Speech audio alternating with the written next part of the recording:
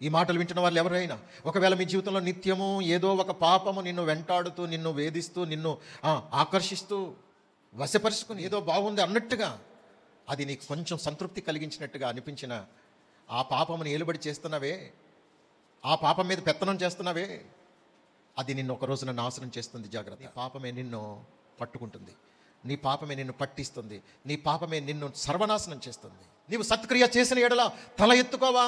ఈ రోజున తలదించుకునే పనులు నువ్వు ఎందుకు చేస్తున్నావు? పాపము నిన్ను తలదించుకునేటట్లు చేస్తుంది. పాపము ప్రజలకు అవమానం తెస్తుంది. నీతి అట ఘనతకెక్కుటకు కారణమైతే పాపము ప్రజలకు అవమానం తెస్తుందట. సామెతల్లో ఉన్న మాటది. నీతి జనులట ఘనతకెక్కుటకు కారణంగా ఉంటుంది. నీతి అనగా పరిశుద్ధత. పరిశుద్ధత ప్రజలకు ఘనతను తెస్తుంది, గౌరవాన్ని తెస్తుంది, తల ఎత్తుకునేటట్లు చేస్తుంది.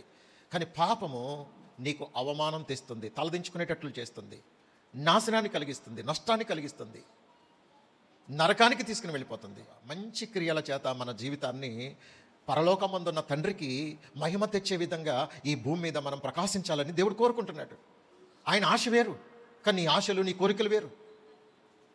రావడం దేవుని సన్నిధికే వస్తున్నావు, కానీ నీ క్రియలన్నీ అపవాది క్రియలు. చూడండి, వాని క్రియలన్నీ చెడ్డవి, వాని క్రియలన్నీ మోసపూరితమైనవి, వాని క్రియలన్నీ కూడా అన్యాయమైనవి, అక్రమమైనవి, అపవిత్రమైనవి, క్రూరమైనవి. వాని క్రియలన్నీ కూడా నాశనకరమైనవి.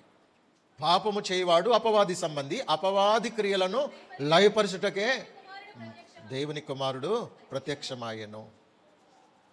అపవాది క్రియలను లయపరచడానికి దేవుని కుమారుడు యేసుక్రీస్తు ప్రభు అనేటువంటి నామం పేరిట ఈ లోకానికి వచ్చారు. ఏది? అపవాది క్రియలను లయపరచడానికి. మనం దేవుని మందిరానికి ఎందుకు వస్తున్నామనంటే అపవాది క్రియలు ఏమున్నాయో తెలుసుకుని వాటిని మనం పూర్తిగా మన జీవితంలోంచి తొలగించుకోవడానికి వస్తున్నాం. కానీ చాలామంది దేవుని సన్నిధికి వస్తున్నారు, కానీ అపవాది క్రియల్ని వదిలిపెట్టట్లా. నాకు అపవాది కావాలి, యేసయ్య కావాలి. అపవాది కావాలట, యేసయ్య కావాలంట. అపవాది క్రియలు చేస్తారట, దేవుని క్రియలు చేస్తారట. ఇది ఎలా సాధ్యం?